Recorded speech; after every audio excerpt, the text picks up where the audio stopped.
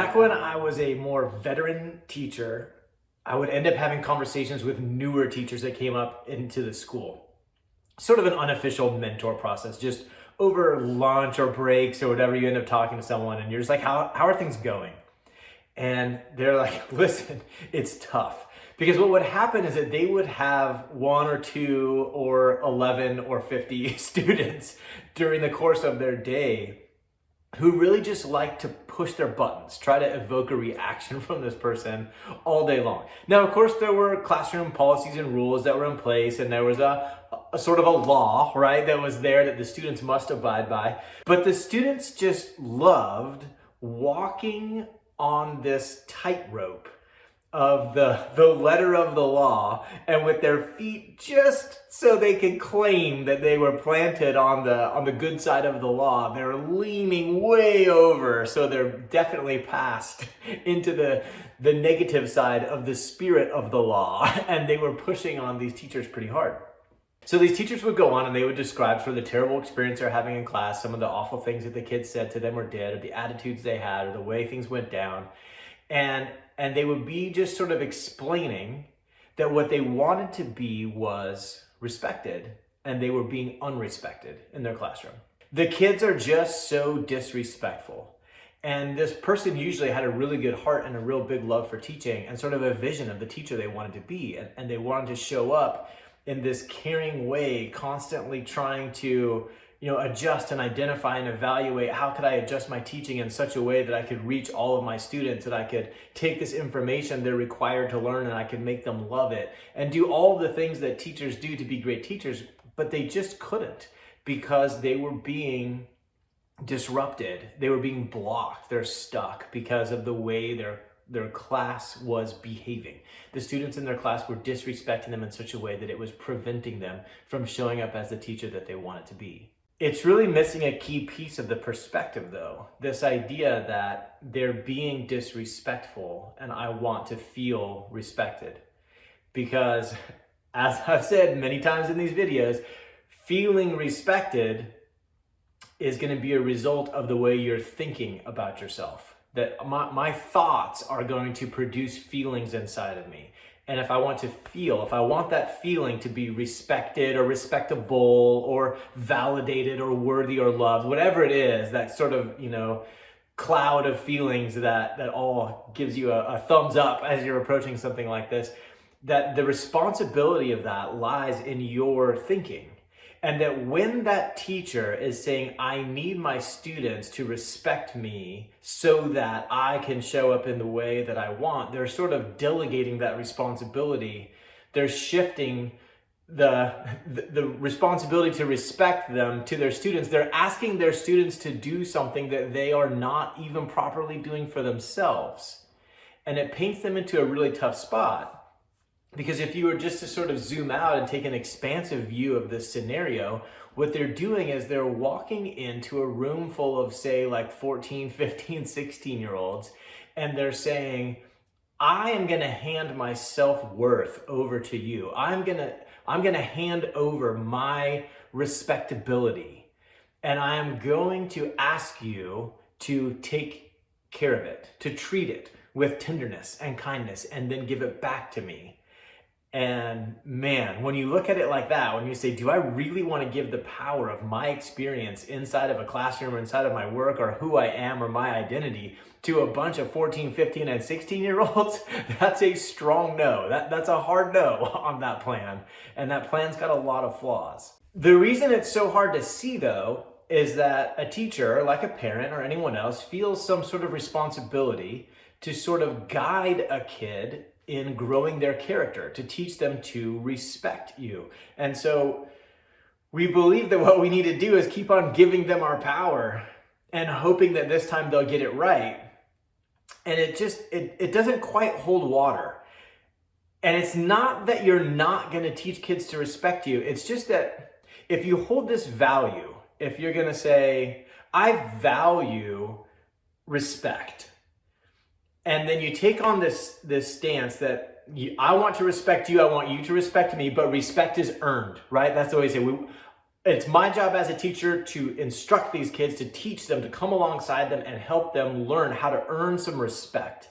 So I'm saying respect is earned. You get your act together. You show me the common courtesy that I deserve, and I will extend you that same courtesy. Act appropriately, and I will act appropriately. I need you to follow my rule book for life before I can be okay following my rule book for life. I need you to be different before I honor my own values. You hold the key to my identity, peace, and safety. You have the power over me. And you can see what I did there, kind of taking this idea that we'd all kind of agree with. Respect is earned. You respect me and I'll respect you. And you see that when you really start playing it out and saying it in different ways, it actually exposes that it's not the best way to show up in this scenario. Now, I'm saying this because I have a lot of experience of observing this as the veteran teacher, looking at the newer teachers coming in and how extra silly it seems to take on this strategy when the power is being given to 15-year-olds. But I make the same error. I mean, we all do. I just happen to see it in this scenario. But it's no different than the power we give away to our boss to validate us and tell us that we're a good employee or we're good at our job, or our coworkers to tell us that we're supportive and helpful, or to our spouse to tell us that we're showing up well in this marriage, or to our family or to our friends. We're constantly kind of delegating the responsibility of our self-worth to others, looking for that validation and that respect. And so I want to offer sort of a way to shift this. And it starts from this idea that the most powerful person in the room is the most accepting person in the room. It's really important that you hear that, because accepting, that teacher walking in and accepting the way the students are behaving, it stirs up fear, because you're like, no, then they have all the power. But the truth is, accepting is what transfers the power back to you. And I'll tell you why. Because the person that's accepting of everyone needs nothing from anyone in order to be okay. They are not lacking in anything. They are the most powerful person in the room. And with that power and some self-awareness, they can then show up and sort of set boundaries and kind of teach others how to see them and engage with them. But it doesn't have to be done from this place of being offended or attacked or disrespected. You can actually come in with your own respect, and then you show up better in teaching these other people how to do this. Now, that process of accepting people who are pressing on your values, it's a little bit difficult. And so the trouble that people run into is that you're like, well, aren't I giving up my value if I accept the behavior of someone that's opposed to that value? If I were to summarize it, that's basically the fear or the problem with it. And so here's the strategy. What you want to do is first see where you are outwardly saying people should do better at matching up with your values. They should respect me. They should treat me with dignity. They should listen when I'm talking. And you just want to get the stuff out. And you're not judging it right now. You're not saying if that's right or wrong. Maybe you do believe that. They should respect me. That's fine.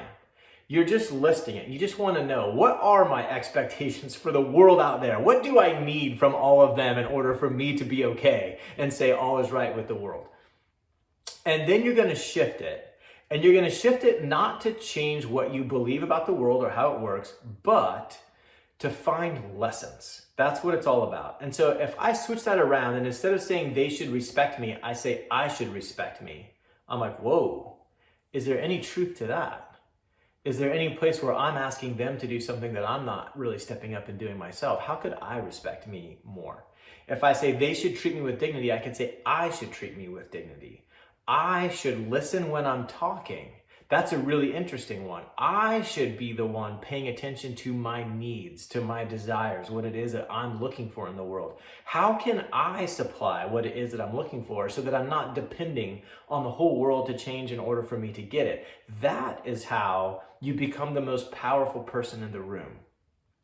Because it turns out that what happens is that our judgments that are going outward, our judgments about the way the world should be so that we could accept them, they reveal to me what I believe I should be in order to be accepted by me.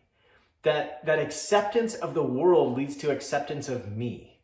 And when I see that this expectation I have going outward is an expectation I also have going inward, I can't control all of them. I do have control over me. Then I can start showing up in a way that actually starts solving this problem. So that's one great technique to sort of see your judgments and switch them around to you. The other one I want you to try is I want you to try imagining the person that you sort of see as your rival. We all kind of have people out there that probably don't even know they're our rival, but in, wherever it is, whether it's in some sort of friend group or relationship, or it's in our business that we're growing, or maybe it's in some sort of health journey, someone that we see that's ahead of us, taking a look at this person that we kind of have an inner secret rivalry with and genuinely love their success. That's going to help you be more accepting of yourself as you intentionally take on this just, sort of supportive role into this person that was kind of in a space of an enemy. Rather than being against them, you're going to be with them. And you're going to notice that, especially when the rivalry was only happening in your head, it was all just you anyway. You just sort of assigned your own self-criticism onto the face of this other person, and that by accepting them, you start accepting you. Then I want you to go to the other side, and I want you to think about the person that you admire the most. And I want you to really get in touch with that admiration. What is it that you admire about them? Get clear on it, and then transition that admiration back to you. What do you see in you that's also in them? What is it that you admire so much about them, and how is it already a part of you? So like, for example, I admire Whit because she values growth over comfort. She really works hard to see beyond the parts of her own story, her history, that could be limitations or excuses. She's willing to evaluate in order to improve. That's something I really aspire to imitate in her. She wants a relationship with Jesus above everything else. She even wants his presence over his own promises. She just wants to be with Jesus. So I admire those things about her. And so if I think that through, I can say, well, I guess I can see places. There are places where I value growth over comfort also. I sometimes sacrifice my comfort for growth. So I kind of have that in me. I can see places where there are some limitations that I used to believe about myself, and I've done some work and I've moved past those limitations, and I don't really see them as limitations anymore. I can see times when I actually do look back over what I've done and I evaluate it. That's probably my biggest weak spot in terms of making this transition, and maybe I'm not evaluating it in the exact process that I'm aiming at, but I do look back over and say, oh, this action produced this outcome. I wonder if I can make this adjustment and change the outcome a little bit. It's definitely part of my character. And lastly, I want a relationship with Jesus too. And I may have judgments about Whit being beyond me or better at it than me, but I want it. And what I admire in her is her desire for it. And I have that desire. And if I don't, even on the days that I don't, I want to have it. Even just by seeing it in her and admiring it, it means that I desire her desire, right? And so I've got that going. So I can start to see this like idea that you may have heard before, that whatever we admire in others, it's actually revealing seeds that are planted in ourselves. Maybe they haven't sprouted the way that we'd like, but we can start taking this on to where looking at what I admire, I can start turning it back toward me. And I can start giving myself the thing that the 15-year-olds weren't so willing to give. The last thing I want you to try is to set up times in your day where you're going to intentionally decide that the way things are is great because it's the way they are. That the fact that they are this way is enough for me to be happy that they are this way, rather than thinking they should be a different way, rather than going into a fantasy land where they're different. I'm going to love what is. That's a Byron Katie concept, loving what is. So I'm going to love the way things are just because it's that way. Now, that doesn't mean I have to leave them that way. This is the beauty of it. You're just saying that the way things are right now is the perfect way for them to be right now, even if that perfection might be because it's exposing the change I want to make going forward. That's okay too. But the way they are right now is the perfect way for them to be right now. And there are lessons in that. Once I can do that, once I can get rid of that judgment, then I can start seeking out these lessons. I can observe where there are adjustments to be made. I can start learning. And now my problem solving and the adjustments I'm making, they're for reality. They're for what is, instead of this fantasy place that only exists in my mind where the things are the way they should be in my perceptions. And so this is not about giving up standards. It's not about giving up values. It's not about, shouldn't you be saying that this should be this way because you're holding this standard? It's like, yes, but it's not. And so I'm going to love it the way that it is. And I'm just thinking it shouldn't be different than it is because I don't want to be operating in a fantasy land. I want to be operating in reality, and I want my solutions to be there. So just a real quick summary. The first one was to kind of look at what should be, what they should be doing, and switch it to what I should be doing. To imagine someone who's sort of a rival of yours and figure out ways that you could love their success. To look at someone you admire and see how those traits that you admire in them are already in you, sort of evidenced by the fact that you can even see them in them, which means it's sort of a desire of your own. And then lastly, to take these moments, even if it's just moments at the beginning, to look at the way things are and choose to love the way they are just because they are that way.